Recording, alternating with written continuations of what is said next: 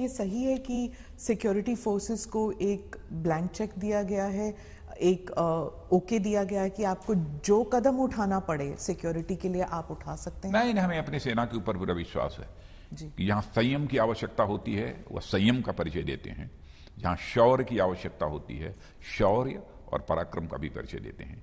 इनके ऊपर पूरा हम सबको विश्वास है, इसलिए किसी का हाथ बांधने का प्रश्न ही नहीं खड़ा होता। और ये जो कुछ भी बातें मैं बोल रहा हूं, ये मत समझिएगा कि केवल पब्लिक कंजम्पशन के लिए बोल रहा हूं। जो कुछ भी बातें बोल रहा हूं एकदम बिल्कुल दिल की गहराइयों से बोल रहा हूं। आप गए थे वहां पर? आप लद्दाख गए? लद्दाख में गया था और वहां पर वहां मैंने अपने सेना के जवानों से भी मैंने बातचीत की। आपको उस वक्त कैसा लगा जब आप जानते थे कि वहां पर हमारे सैनिक जो हैं वो they were taken aback, they were taken by surprise, और जो गलवान में हुआ उससे दुख हुआ जरूर, लेकिन उस वक्त जवानों का जो हौसला है वो बढ़ाने की जिम्मेदारी आपकी थी? हौसला हमारे जवानों की बढ़ाने की जिम्मेदारी नहीं थी। जब मैं गया था हमारे जवानों का हौसला बुलंद था। और वही मैं कहता हूं, कुछ कूटनीतिक कारण होते हैं और सिक्योरिटी से रिलेटेड सवालों का एकदम बिल्कुल खुलकर जवाब देना, खुलकर बोलना, या कभी कभी कुछ अपनी मजबूरी भी होती है, कुछ अपनी सीमाएं भी होती हैं। लेकिन मैं इतना कहना चाहता हूं कि हमारे सेना के जवानों का हौसला बुलंद था और आज भी है, क्योंकि मैं दावे के साथ कह सकता हूं कि जिस शौर्य और पराक्रम का परिचय इस बार हमारी सेना ने दिया है, वो संयम का भी, उसकी जितनी भी तारीफ की जाए वो कम है। अभी चाइना जो है प्री अप्रैल 2020 पोजीशन से पीछे हटने को तैयार नहीं है, कोई इंडिकेशन भी नहीं है कि वो हटेंगे। तो ऐसे में सर्दियों के वक्त क्या आप समझते हैं कि गलवान जैसा इंसिडेंट फिर से हो सकता है? देखिए, मैं इतना ही देशवासियों को कहना चाहता हूं कि हमारे देश की सेना देशवासियों का मस्तक नहीं झुकने देगी। क्या क्या हुआ है मैं खुलकर नहीं बोल सकता हूं, क्योंकि दोनों देशों के बीच बातचीत का दौर चल रहा है।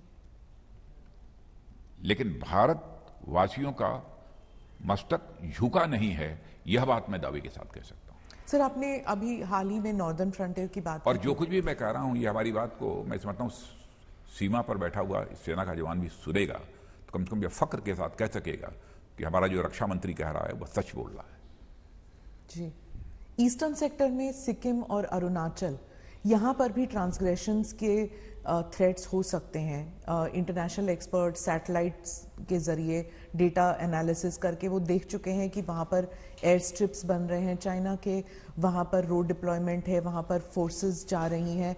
क्या हमारे फोर्सेस वहाँ पर उसी नंबर के साथ और उसी मतलब वही वैसे ही सक्षम है टू प्रोटेक्ट आवर बॉर्डर्स? देखिए, भारत और चीन के बीच बाउंड्री को लेकर परसेप्शनल डिफरेंसेस लंबे समय से रहे हैं। अच्छा रहा होता कि यह डिफरेंसेस समाप्त हो गए होते, ताकि जिस प्रकार के हालात पैदा हो रहे हैं इस प्रकार के हालात पैदा ही न होते।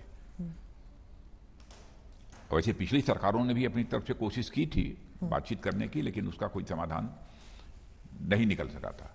हाँ, यह बात सही है कि चाइना अपनी तरफ इंफ्रास्ट्रक्चर डेवलपमेंट जितना मैक्सिमम हो सकता है वो पहले से जो है करता चला आ रहा है, लेकिन भारत भी सीमा पर रहने वाले अपने नागरिकों की सुविधा के लिए, सीमा पर पेट्रोलिंग करने वाले अथवा सीमा की सुरक्षा करने वाले अपने जवानों के लिए भी इधर बहुत ही तेजी के साथ इंफ्रास्ट्रक्चर डेवलपमेंट किया है।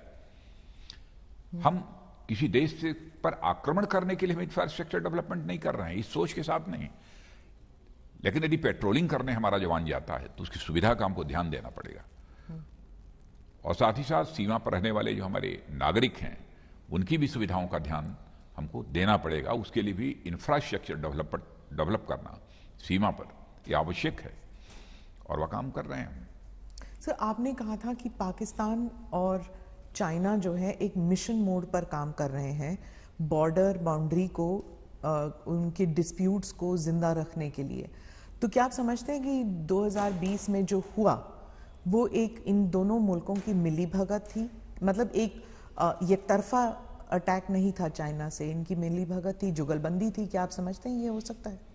मैं इस संबंध में कुछ प्री एम्प्ट नहीं करना चाहता, और हमारी आंख तो सचमुच बिल्कुल जिसे कहा जाए ना, हमारी नजर तो बस चिड़िया की एक आंख पर होती है,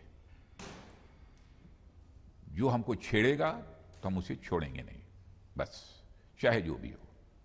वैसे हमारी कोशिश यही होती है कि हम सभी के साथ अपने अच्छे रिश्ते बनाकर रखें। Sir, but two front war के बारे में तो कई अरसे से बात चल रही है कि ये टू फ्रंट वॉर हो रहा है, होने की बात अलग है। ये टू फ्रंट वॉर हो रहा है, भले ही अटैक ना हो, लेकिन हर किस्म से आप FATF में देख लीजिए, UN में देख लीजिए, किसी तरह से देख लीजिए, इन दोनों मुल्कों की जैसे एक जकड़ हो गई है, चाइना और पाकिस्तान, एक पियर्स ग्रिप जो। देखिए, पाकिस्तान का जहां तक सवाल है, पाकिस्तान तो जब से एग्जिस्टेंस में आया है तब से ही बराबर कुछ ना कुछ नापाक हरकतें सीमा पर उसके द्वारा की जाती रहती हैं।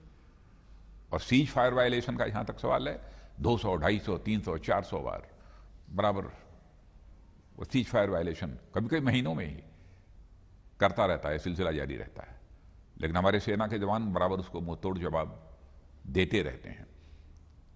और भारत के जवानों ने यह सिद्ध करके दिखा दिया है कि केवल इस पार से ही नहीं, आतंकवाद का सफाया करने के लिए उस पार भी जाकर आतंकवादी ठिकानों पर हमले करने की जरूरत होगी तो भारत कर सकता है।